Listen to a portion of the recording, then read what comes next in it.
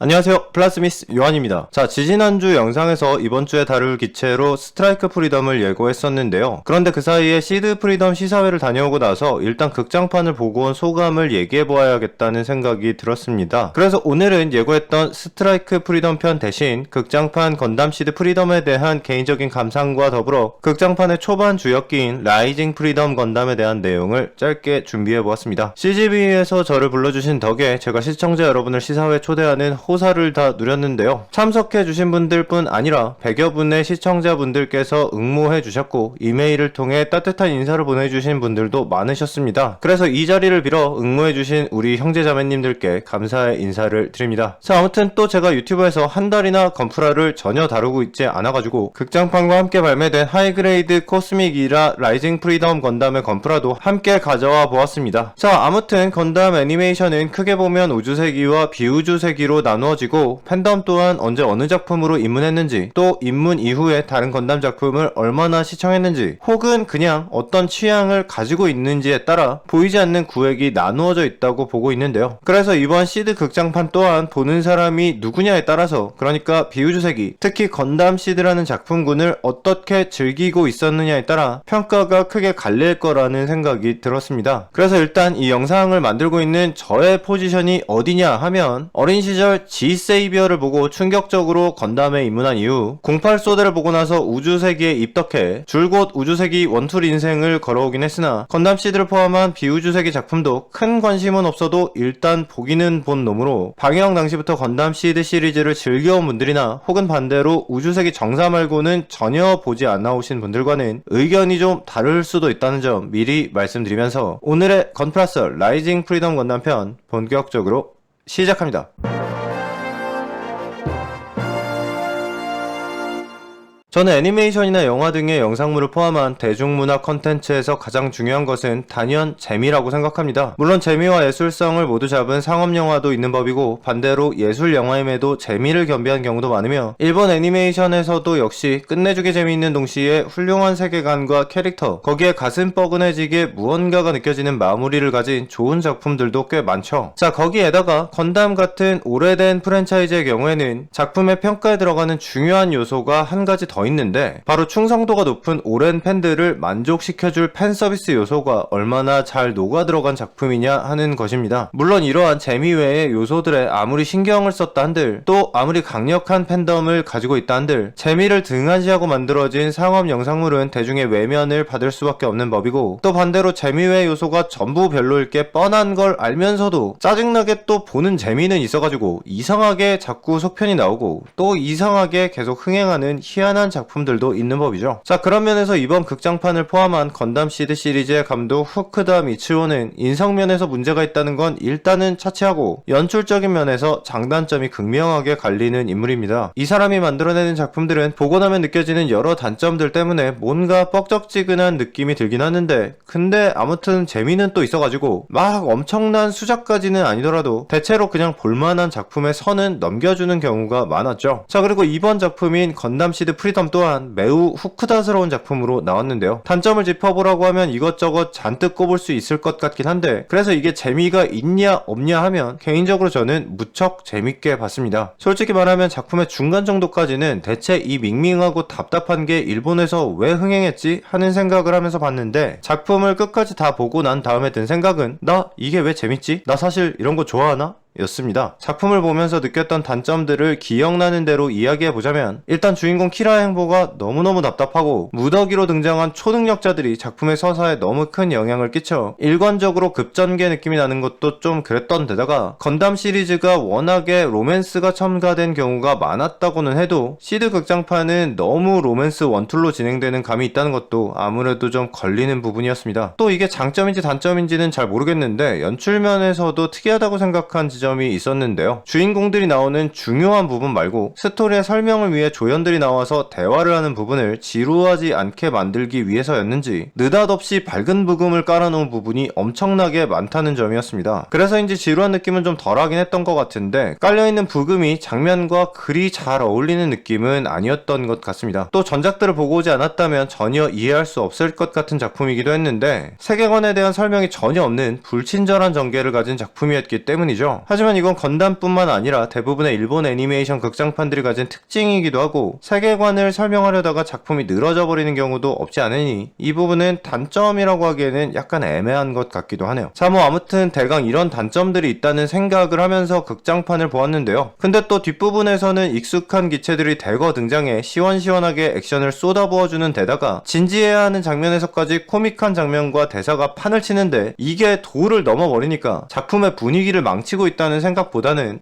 이건 그냥 건담 팬들이 오랜만에 극장에 모여 앉아서 다같이 박장대소를 하면서 즐거워하라고 만든 작품이구나 하는 깨달음을 얻게 되더군요. 게다가 저는 이벤트 상영회에 앉아서 초대된 건덕후 분들과 같이 이걸 봤기 때문인지 이 극장판에 대해 더 즐거운 경험이 남게 된 것인지도 모르겠고요. 자, 그래서 결론적으로 극장판 건담 시드 프리덤은 가능하면 OTT에 풀리는 걸 기다리시기보다 극장에 걸려있는 동안 보시는 걸 추천드리고 싶습니다. 보통 이런 얘기를 하게 되는 작품은 영화의 공간감이나 음악 같은 걸 즐겨보시라는 의도지만 시드 극장판은 그런 일반적인 경우와 다르게 건담 오타쿠 형제들과 함께 앉아 전우회를 느껴보시라는 의미죠. 지금 제가 하는 얘기가 이 극장판을 까는 건지 띄우는 건지 헷갈리실 수도 있겠는데 어쨌든 이 작품이 재미있었다는 제 의견은 정말 진심이고 사실상 처음으로 한국 극장가에서 흥행 비슷한 걸 하고 있는 극장판 건담 애니메이션을 응원하는 나름의 이유도 있습니다. 아시다시피 실사 영화가 강세인 한국 개봉 영화 업계에서 애니메이션이 차지하는 비중은 적고 그 중에서도 건담 애니메이션은 작년 쿠크르스 도안의 섬과 같이 그나마 개봉을 하기라도 하면 다행인 게 현실인데요. 그런데 우주세기와 비우주세기를 엄격히 구분하고 또 그 중에서도 이건 시드고 이건 더블오고 하는 구분이 가능한 우리와는 달리 애니메이션을 잘 모르는 극장가의 높으신 분들께서는 아마도 이거나 같은 건담으로 취급하실 가능성이 높기 때문입니다. 그러니까 아무튼 뭐든 간에 건담이라는 이름이 붙은 작품이 한 번이라도 흥행 비슷한 걸 해주고 나면 현재 시장판 홍보에 열을 올리고 계시는 배급사분들을 포함해 건담 애니메이션을 극장에 걸기 위해 애쓰시는 분들의 의견에 힘이 실리게 될 것이고 아마도 다음으로 나올 건담 극장판이 될 가능성이 높은 서마사 2편이라거나 또는 어쩌면 극장에서 보았다면 너무나도 좋았을 그러나 제대로 극장에서 보지는 못했던 과거의 작품들을 극장에서 만나볼 수 있는 기회가 생길지도 모를 일이고요. 그래서 더더욱이 가능하면 많은 분들이 건담 시드 프리덤을 극장에서 보시기를 기원하는 바입니다. 아내분을 설득하기 힘드시다면, 여자친구를 설득하기 힘드시다면, 어린 시절 함께 우주를 누비던 친구들을 꼬셔서 추억의 그 시절로 돌아가 보시는 것도 좋겠고요. 자, 그럼 이번에는 이 극장판 초반에 주인공 키라 야마토가 타고 나왔던 라이징 프리덤 건담에 대해 이야기해봅시다. 라이징 프리덤은 오브의 방산기업 모르겐르테에서 개발한 모빌 슈츠로 스트라이크 프리덤의 데이터에 양산 가변기 무라사메의 기술을 합해 만든 기체라고 합니다. 이 기체를 조종하는 키라 야마토는 작중에서 컴퍼스라는 조직에 소속되어 있는데 컴퍼스는 오브와 플랜트 그리고 대서양 연방이 힘을 모아 세계 곳곳에서 일어나는 분쟁을 무력 진압하기 위해 창설된 조직입니다. 그래서 컴퍼스의 활동 범위는 우주와 전 지구를 아울러야 할 만큼 매우 광범위했고 그에 따라 이 라이징 프리덤에는 종래의 프리덤 계열 기체보다도 더 향상된 기동 능력과 대기권 재돌입 능력이 요구되었죠. 그래서 라이징 프리덤에는 프리덤 계열기 최초로 가변 기능이 추가되어 있습니다. 일단은 무라사메의 설계를 단순화한 것이라고는 하는데 이 가변 기믹 디자인이 좀 성의가 없어 보여가지고 아무래도 욕을 집어먹었는데요. 백팩에 달려있는 후드 같은 걸 뒤집어 쓰는 게 사실상 가변 기믹의 전부라고 볼 수 있어서 솔직히 뭐 이 정도를 가지고 변신이라고 호들갑을 떠는 건지는 모르겠긴 한데 기체 설정을 토대로 보면 이 언짢은 가변 기믹의 변명거리를 찾아볼 수 있기는 있습니다. 라이징 프리덤은 작품 초반 주역 기체로 등장했다가 중반부 키라의 위기와 함께 대파되어 리타이어했고 후반부 스트라이크 프리덤 이식에 프라우드 디펜더를 장착한 마이티 스트라이크 프리덤으로 주역 건담이